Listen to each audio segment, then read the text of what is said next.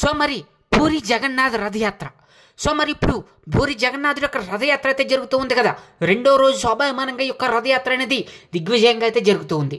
ఇప్పుడు దేశం మొత్తం కూడా, ప్రపంచం మొత్తం కూడా భక్తులందరూ వచ్చి ఈ యొక్క రథచక్రాన్ని, రథయాత్రని, పూరి జగన్నాథ్ యొక్క రథయాత్రని దర్శించుకుంటూ ఉన్నారు. పూరి ఆలయం చుట్టూ కూడా ఎంతో సైన్స్కి అందనటువంటి ఎంతో మిస్టరీ అయితే ఉంది. సో మరి అసలు పూరి జగన్నాథుడి రథయాత్ర అనేది ఎందుకు అంతలా చరిత్రకెక్కింది, అసలు పూరి జగన్నాథ్ ఆలయం వెనకాల ఉన్నటువంటి రహస్యాలు ఏంటి అనేవి ఈరోజు మన వీడియోలో మనం తెలిసేసుకుందాం. సో ఎవరైనా కనుక ఫస్ట్ టైం మన ఛానల్ చూస్తున్నట్లయితే కనుక సబ్స్క్రైబ్ చేసుకుని పక్కన ఉన్న బెల్ ఐకాన్ క్లిక్ చేసేయండి. అలాగే ఈ వీడియోని లైక్ చేయండి. అలాగే పూరి జగన్నాథ్ యొక్క రథయాత్రకు సంబంధించినటువంటి వీడియో అనేది చాలా ఇంట్రెస్టింగ్గా ఉండబోతుంది, కాబట్టి స్కిప్ చేయకుండా చివరి వరకు చూడడానికి ట్రై చేయండి. పూరి జగన్నాథ్ అంటే మనందరికీ గుర్తొచ్చేది ఆ యొక్క జగన్నాథుడి యొక్క ఆలయం కదా. మరి శ్రీకృష్ణ పరమాత్మే స్వయంగా ఈ యొక్క జగన్నాథుడి రూపంలో కొలి ఉండడంలో ఎటువంటి సందేహమూ లేదనమాట. ఈ యొక్క రథయాత్రకి ప్రపంచం నలుమూలల నుంచి కూడా, దేశం నుంచి నలుమూలల నుంచి కూడా ఎంతోమంది భక్తులు వచ్చి జీవితంలో ఒక్కసారైనా సరే ఈ యొక్క రథయాత్రని స్వయంగా తిలకించాలని చెప్పేసి మరి ఎంతోమంది భక్తులు అయితే వచ్చి ఆ యొక్క రథయాత్రని మరి ముందుకు సాగిస్తూ స్వామివారి రథాన్ని లాగుతూ ఆ యొక్క రథయాత్రలో పాల్గొంటూ ఉంటారు. పూరి జగన్నాథుల రథయాత్రలో మరి స్వామివారికి ఉత్సవమూర్తులు కాకుండా మరి మూలమూర్తులను తెచ్చి ఊరేగించడం అనేది ఈ యొక్క ఆచారం అనమాట. అలాగే ఈ ఆలయంలో ఎన్నో రహస్యాలు ఉన్నాయి. దాంట్లో మొదటి రహస్యం ఏంటంటే కనుక ఈ ఆలయం పైన ఉన్నటువంటి జెండా. సో మరి ఈ ఆలయం పైన ఉన్నటువంటి జెండా అనేది ఎప్పుడు కూడా గాలికి ఒకవైపు ఇస్తే దానికి అపసవ్య దిశలో అయితే ఎగురుతూ ఉంటుందన్నమాట. అసలు గాలి లేకుండా ఈ యొక్క జెండా అనేది ఎలా ఎగురుతుంది, గాలి వ్యతిరేక దిశలో ఈ యొక్క జెండా ఎలా ఎగురుతుంది అనేది ఇప్పటికీ కూడా సైన్స్కి అంటుపట్టినటువంటి ఒక మిస్టరీ అనమాట. అలాగే ప్రతిరోజు కూడా ఈ యొక్క జెండాని మారుస్తూ ఉంటారు మరి ఆ యొక్క పూజారులు. సో మరి ఈ యొక్క జెండా అనేది 1800 సంవత్సరాల నుంచి కూడా ఎప్పటికప్పుడు మారుస్తూ కొత్త జెండా కడుతూ వస్తారు. ఒక్క సంవత్సరం కూడా ఈ యొక్క జెండా కనుక మార్చకపోతే కనుక ఆ యొక్క పూరి జగన్నాథుడి ఆలయం అనేది 18 సంవత్సరాల పాటు మూత పడిపోతుంది అనేటువంటిది మరి సైన్స్ కూడా అంతుపట్టినట్టు ఒక మిస్టరీ అనమాట. ఈ విధంగా మరి పూరి జగన్నాథ్కి జెండా వెనకాల ఉన్నటువంటి రహస్యం, ఆలయ జెండా వెనకాల ఉన్నటువంటి రహస్యం అనమాట. అలాగే ఈ యొక్క ఆలయంలో ఇంకొక రహస్యం ఉంది. అదేంటి అనుకుంటున్నారా?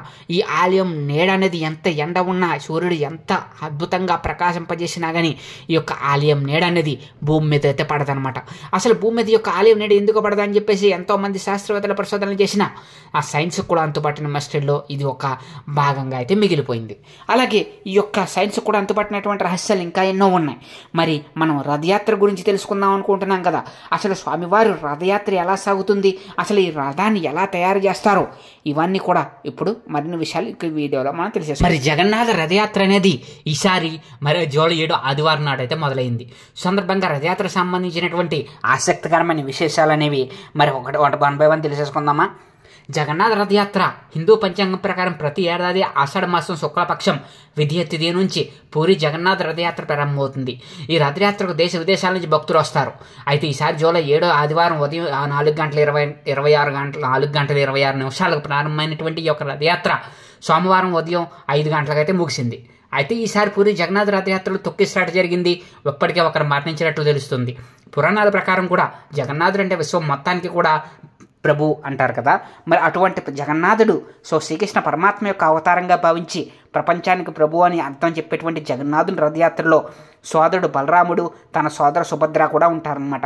ఈ రథాన్ని సుమారు 4000 మంది భక్తులు కలిసి లాగుతూ ఉంటారు. ప్రతి సంవత్సరం కూడా కొత్త కలపతో రథాన్ని తయారు చేయడం ఈ రథం యొక్క ప్రత్యేకత.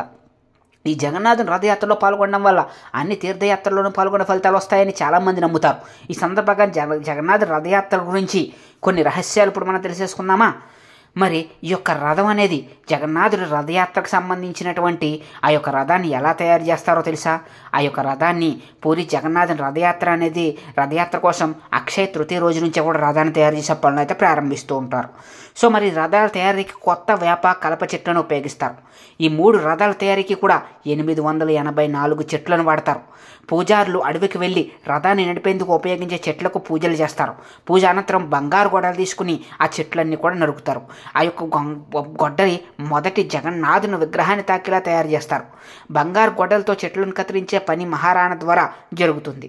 ఈ విధంగా బంగారు గొడ్డలతో ఆ యొక్క మరి జగన్నాథుని రథాన్ని తయారు చేసి, అలాగే మరి సోదరి బలభద్ర, అలాగే మరి జగన్నాథ స్వామి, అలాగే మరి సోదరిమణులు యొక్క ఆ యొక్క బలరాముడు, సుభద్రాదేవి జగన్నాథుడి యొక్క రథాలకు తయారు చేసి 3 రథాలను తయారు చేస్తారనమాట.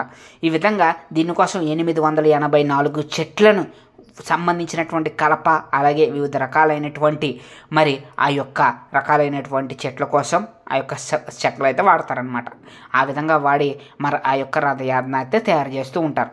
మరి అసలు జగన్నాథుని దర్శనం గురించి చెప్పాలంటే కనుక జగన్నాథ రథయాత్ర ప్రారంభం అయిన తర్వాత మరి ఆ గండిచా ఆలయానికి చేరుకుంటారు.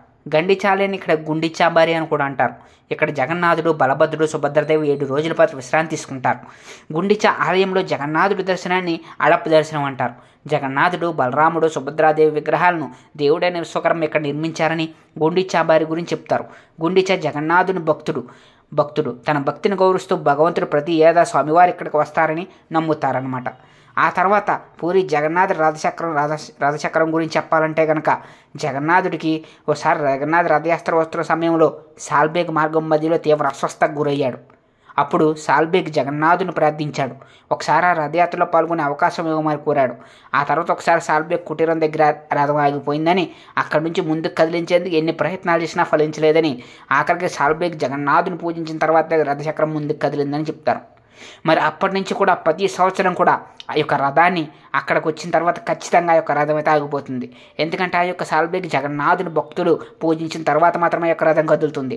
దానికి ప్రతీకగానే ప్రతి సంవత్సరం కూడా రథయాత్ర ఎప్పుడు జరిగినా కూడా ఆ ప్రాంతంలోకి వచ్చిన తర్వాత మాత్రమే ఆ యొక్క రథం అయితే ఆగిపోతుంది. దాన్ని ఎవరూ కదిలించలేరు.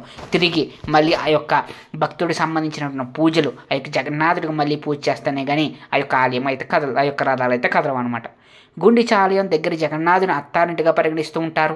ఇక్కడ జగన్నాథుడు తన సోదరి సుభద్ర, సోదరుడు బలభద్రతో కలిసి రథయాత్రలో పాల్గొంటూ ఉంటారనమాట.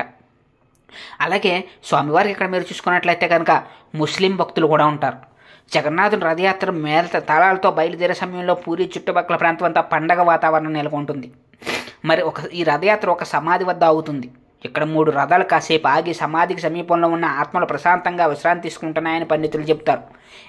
ఇలా రథం ఆగిన తర్వాత మళ్ళీ తిరిగి ప్రారంభమవుతుందన్నమాట.